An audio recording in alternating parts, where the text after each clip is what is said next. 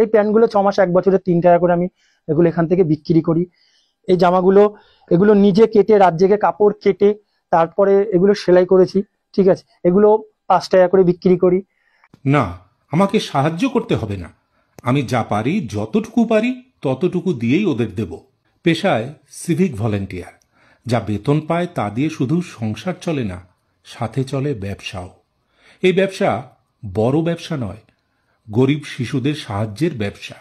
কি বুঝতে পারলেন না তো? মাত্র 7 টাকা, মাত্র 3 টাকা, মাত্র 5 টাকা, আবার মাত্র 10 টাকায় দুস্থ বাচ্চাদের পোশাক দিচ্ছেন বিরাটি পশ্চিম নবনগরের অমিত সরকার। ছোটবেলায় আমার বাবার একবার অ্যাক্সিডেন্ট হয়েছিল, 3 বছর তিনি এনআরএস হসপিটালে ছিল। তো তখন আমি খুবই অভাবের মধ্যে দিয়ে আমার ফ্যামিলি এবং আমি খুবই বড়, মানে ছোট থেকে বড় হয়েছি। আজ এই বাড়ি কাল ওই বাড়ি, হয়তো মানে এই আজকে কোনো কাকিমা কোনো জেঠিমা মাসিমা হয়তো দুপুরবেলা 2টো ভাত দিয়েছে, পরনে জামা কাপড়ও সেরকম পেতাম না, স্কুলে হয়তো সেরকম 1 বছর পড়াশোনা করতেও পারিনি। তখন থেকে আমার মনের মধ্যে একটা জেদ ধরে গেছিল যে আমি 5,000 টাকা ইনকাম করি বা 10,000 টাকা, এই দরিদ্র আমার চোখের সামনে যত সামর্থ্যহীন অসহায় শিশুদের দেখবো তাদের পাশে আমি অবশ্যই দাঁড়াবো। ছোট থেকে অভাব কাকে বলে দেখেছেন তিনি। অভাবের কারণে প্রতিবেশীর দেওয়া অন্ন গ্রহণ করতে হয়েছিল তাকে।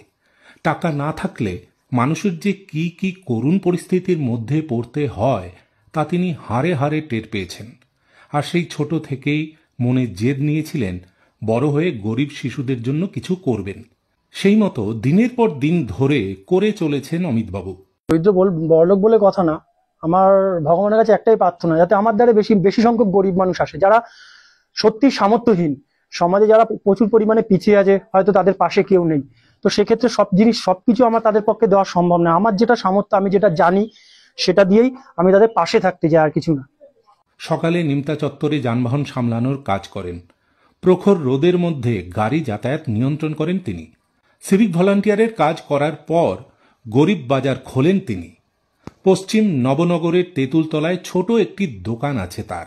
সেখানে তিনি খুবই সামান্য টাকায় গরিব দুস্থ শিশুদের পোশাক দেন তিনি।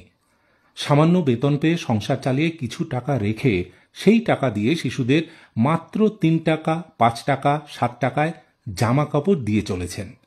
অমিতবাবু জানান তার পক্ষে একদম বিনামূল্যে জামা কাপড় দেওয়া সম্ভব নয়, যার কারণে খুবই অল্প টাকায় পোশাক বিক্রি করেন তিনি। উদ্দেশ্যে একটা কথাই বলতে চাই, সমাজে যাদের ন্যূনতম ইনকাম আছে তাদের সেই ইনকাম থেকে ন্যূনতম যদি আপনি একটা রাস্তার পথের বা অসহায় সামর্থ্যহীন মানুষের পাশে দাঁড়াতে পারেন, তো একটু কিছুটা হলেও একটু সাহায্য করে মানুষের পাশে দাঁড়ান। এটাই সমাজের প্রত্যেকটা মানুষকে বলবে যাদের ন্যূনতম একটু ইনকাম আছে, হাত জোর করে বলছি সেটা। বাড়িতে মা বাবা আছেন, আমার ওয়াইফ আছেন আর একটা বাচ্চা। আমাকে প্রচুর পরিমাণে সাপোর্ট করেন, আমার মা আমার ওয়াইফ প্রচুর পরিমাণে আমাকে সাপোর্ট করেন, প্রচুর। তার বাড়িতে মা বাবা, স্ত্রী ও একটি ছোট পুত্র সন্তান রয়েছে। সংসার ও ছেলের পড়াশোনা চালানোর সঙ্গে দুস্থ শিশুদের পাশে থাকেন তিনি। এমনকি বিভিন্ন জায়গায় গরিব শিশুদের জন্য একদম বিনামূল্যে পোশাক দিয়েও এসেছেন বলে জানান অমিতবাবু। তার উদ্দেশ্য সে যেন এমনভাবেই ছোট ছোট দুস্থ শিশুদের পাশে থাকতে পারেন। তবে তার এই মহৎ কাজে তিনি কারোর সাহায্য চান না।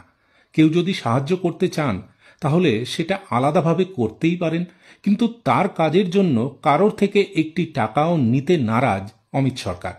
যতটুকু তিনি রোজগার করেন ততটুকুর মধ্যেই তিনি গরিব শিশুদের পাশে দাঁড়াচ্ছেন, আগামী দিনেও পাশে থাকবেন। অনেকে বলেছে, অনেকে পাশে দাঁড়ানোর কথাও বলেছে, আমার সেরকম কোনো ইচ্ছা নেই। আমি যতটা পারবো, আমার সামর্থ্য যতটা হবে সেই সামর্থ্য অনুযায়ী নিজে খেটে যতটা পারবো আমি সেই সামর্থ্যহীন মানুষের পাশে দাঁড়াবো। স্বার্থপরতার দুনিয়ায় অমিত সরকারের মতন মানুষও রয়েছেন, যিনি কিনা বিনা স্বার্থে দিনের পর দিন ধরে ছোট ছোট শিশুদের পাশে রয়েছেন।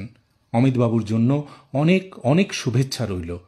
আগামী দিনে আরও শিশুর পাশে দাঁড়ান তিনি, এই কামনাই রইল।